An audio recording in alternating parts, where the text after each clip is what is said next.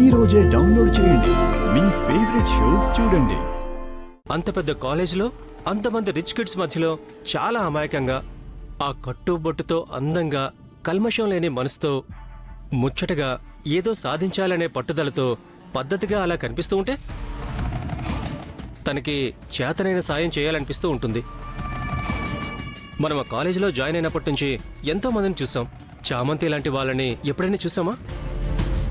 తనెంత ఇన్నోసెంటో అంత ఇంటెలిజెంట్ కూడా. నా ముందు దాన్ని పొగడకు.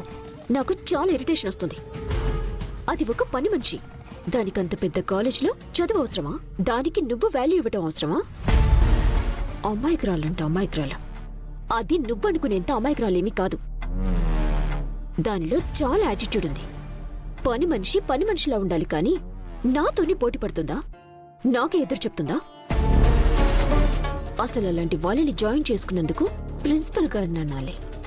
చూడు సిస్టర్, తన గురించి అంత ఓవర్గా థింక్ చేయకు. పాపం తను కష్టపడి చదివి ఏదో సాధించాలి అనుకుంటుంది. పని మనిషి అయితే ఏంటి? ఎంతమంది పేద కుటుంబాల నుంచి వచ్చి పెద్ద స్థాయిలో నిలబడలేదు. రేపు వాళ్ళు ఒక స్థాయికి వచ్చాక నాకు నలుగురు సాయం చేశారని చెప్పినప్పుడు ఆ నలుగురిలో మనముండాలి.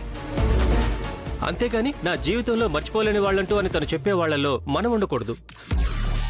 ఇలా ప్రతిదానికి తనతో పోటీ పడ్డం, తనతో గొడవ పడ్డం పద్ధతి కాదు. ఈ విషయంలో మాత్రం నువ్వు నాకు సజెషన్స్ ఇవ్వద్దు. నాకు నచ్చదు. నాకు అదంటే పడదు పడదు పడదు అంతే. సరే, తను నీ రేంజ్ కాదనే కదా నీ ఫీలింగ్? మరి నీ రేంజ్ కాదనుకున్నప్పుడు తన గురించి ఆలోచించాల్సిన అవసరం ఏంటి చెప్పు? మనతో కలిసి చదివే స్థాయి కాదు, మనతో కలిసి తిరిగే స్థాయి కాదు అని అంటున్నావు. తన గురించి ఆలోచించే స్థాయి కూడా నీది కాదని అనుకోవచ్చు కదా. అప్పుడు నువ్వు ప్రశాంతంగా ఉంటావు, తను ప్రశాంతంగా ఉంటుంది. తన దారిని తన్ని వదిలేస్తే తన చదివేది తను చదువుకుంటుంది. ఏమో రేపు తను ఏ స్థాయికి వస్తుందో ఎవరికి తెలుసు? నువ్విలా దాన్ని సపోర్ట్ చేయటం నాకేం నచ్చలేదు. నేను సపోర్ట్ చేయడం లేదు నిషా. తను చాలా మంచి అమ్మాయి. తన జోలికి వెళ్లాల్సిన అవసరం అంత లేదు. తన వల్ల నీకు ఎలాంటి నష్టం లేదని చెప్తున్నాను కదా. కానీ నాకలా అనిపించట్లేదు. ఎనిమి అనుకుని చూస్తే ఎనిమిలాగే కనిపిస్తుంది. ఒక్కోసారి ఫ్రెండ్షిప్ చేసి చూడు. నీ ఫ్రెండ్స్ అందరిలోకి తనే బెస్ట్ ఫ్రెండ్ అవుతుంది. తనది నీ రేంజ్ కాదని అంటావా? అలాంటప్పుడు తన గురించి పూర్తిగా ఆలోచించడమే మానేసాయి. ఇక ఎవ్వరికి ఏ ప్రాబ్లం ఉండదు. తర్వాత నీ ఇష్టం. మా అన్నయ్య కూడా దాని మాయలో పడిపోయినట్టున్నాడు. దాన్నే సపోర్ట్ చేస్తున్నాడు.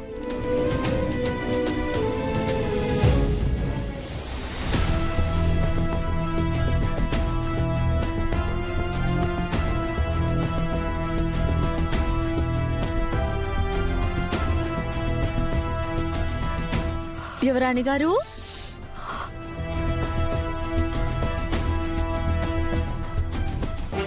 కళ్ళల్లో ఎరుపు తగ్గలేదు, ఇంకా కడుపులో మంట తగ్గినట్టు లేదు.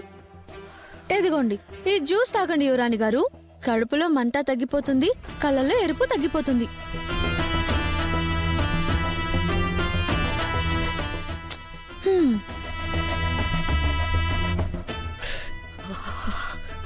అవును, అరుణ్ బాబు గారు ఎక్కడా కనిపించట్లేదు? అరుణ్ బాబు గారు, అరుణ్ బాబు గారు. ఏ, తనతో నీకేం పని? చిన్నయ్య గారు కదా, ఈ గదిలోనే ఉంటారు కదా, ఉన్నారు లేరు అని. అత్తయ్య గారితో ఏవో ఫైల్స్ గురించి మాట్లాడుతున్నారు. అయ్యయ్యో పాపం, కారం దెబ్బకి గొంతులో తడారిపోయి మాటలు పొడి పొడిగా వస్తున్నాయే. పానీపూరి ఎఫెక్ట్ బాగా పనిచేసినట్టుంది. ఏమనుకున్నావే నీ గురించి నువ్వు? నువ్వు కావాలనే ఏదో చేసావని నాకు తెలుసు. చేయాల్సిందంతా చేసొచ్చి ఇప్పుడు పరామర్శిస్తున్నావా? ఎంతైనా యువరాణి గారు ఇబ్బంది పడ్డారు కదా, పరామర్శించకుండా ఎలా ఉంటాను చెప్పు? కావాలనే నువ్వు కారం పెట్టావు కదా. అంత కారంగా అనిపించిందా? అంటే కారం పెట్టావేనే కదా. పెట్టానో లేదో ఆ సంగతి తర్వాత. మంట నశాలానికి అంటిందా లేదా? నీకెంత ధైర్యమే? నాకే కారం పెడతావా? నిన్ను ఆగు.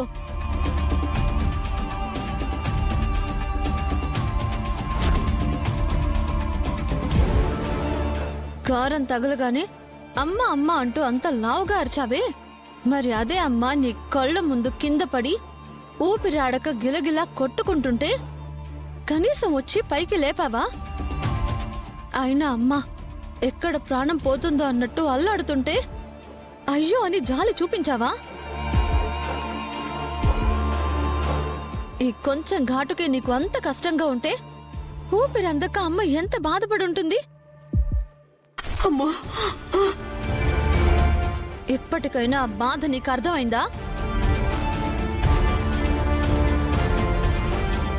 నేను ఇంట్లో లేనప్పుడు అమ్మ ఆ పరిస్థితుల్లో ఉంటే నువ్వు కన్న తల్లి అన్న అభిమానం కూడా లేకుండా అలా వదిలేస్తావా? పైగా పని వాళ్ళు అది ఇది అంటూ మాటలొకటి. నాకు అమ్మ గురించి, నాన్న గురించి, నీ గురించి అవసరం లేదు. ఎవరితోనూ సంబంధం లేదని ఆ రోజే చెప్పాను కదా. సంబంధం లేదు అన్న మాట చెప్పడం వేరు, కళ్ళెదుట మనిషి కష్టంగా ఉంటే మనిషిగా స్పందించడం వేరు. కన్న తల్లి ఆవేదనగా బాధపడుతుంటే ఏ కూతురే ఆ విధంగా రాయిలా నిలబడి చూసేది? ఇంతకాలం అక్కవి అన్న అభిమానం చచ్చిపోయినా మనిషివి అన్న గౌరవం ఉండేది. ఈ రోజుతో అది కూడా పోయింది. చిటికెడు కారానికి చిందులు వేసేసావే.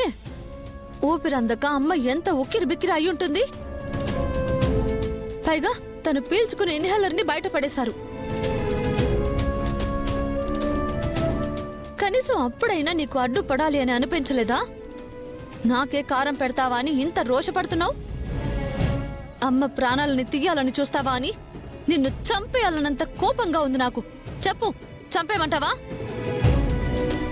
ఈసారి తెలుసుకుంటావు అని నువ్వు చేసిన ప్రతి తప్పుని నేను సమర్థించుకుంటూ వచ్చాను, సరిదిద్దుకుంటూ వచ్చాను. ఆస్తికి అంతస్తుకి ఆశపడి అబద్ధాల మీద అబద్ధాలు చెప్తూ నువ్వు బతుకుతూ ఉంటే ఎక్కడ దొరికిపోతావో, ఎక్కడ అమ్మగారి చేతిలో తన్నులు తింటావో, ఎక్కడ అరుణ్ బాబు చేత్తో మెడ పట్టి బయటికి గెంటించుకుంటావోనన్న భయంతోటి ప్రతిసారి నిన్ను కాపాడుకుంటూ వచ్చాను. ఇంత చేసినా నీలో ఏ మార్పు రాలేదు. కన్న తండ్రినే నేరస్తుడు అని చెప్పిన నీలో మార్పు వస్తుంది అనుకోవడం నాది తప్పు. అలా ఆ విధంగా బాధపడుతూ ఉంటే నువ్వు చూడగలిగావు. కానీ నువ్వు కారం కారం అని అల్లాడుతూ ఉంటే మీ అత్తగారు రమాదేవి గారు ఆర్డర్ వేస్తూ కూర్చుంది. ఆ దీక్ష నాకేంటని చూస్తూ ఊరుకుంది. కానీ కన్న తల్లి కాబట్టి కడుపులో ప్రేమని చంపుకోలేక నీ నోట్లో చక్కెర పోసి నువ్వు కాస్త చల్లబడ్డాక తన మనసుని కుదుటపరుచుకుంది. అది తల్లి ప్రేమ అంటే. ఆ తల్లి ప్రేమ, ఆ తండ్రి ప్రేమ ఇంకో జన్మెత్తినా నీకు అర్థం కాదు. అసలు నువ్వెందుకు బతుకుతున్నావో నీకు అర్థం కాదు. హే, ఇవన్నీ మాట్లాడడానికా నువ్వు వచ్చింది? ఇవన్నీ మాటలు కావు, అర్థం చేసుకుంటే నీ తప్పులు.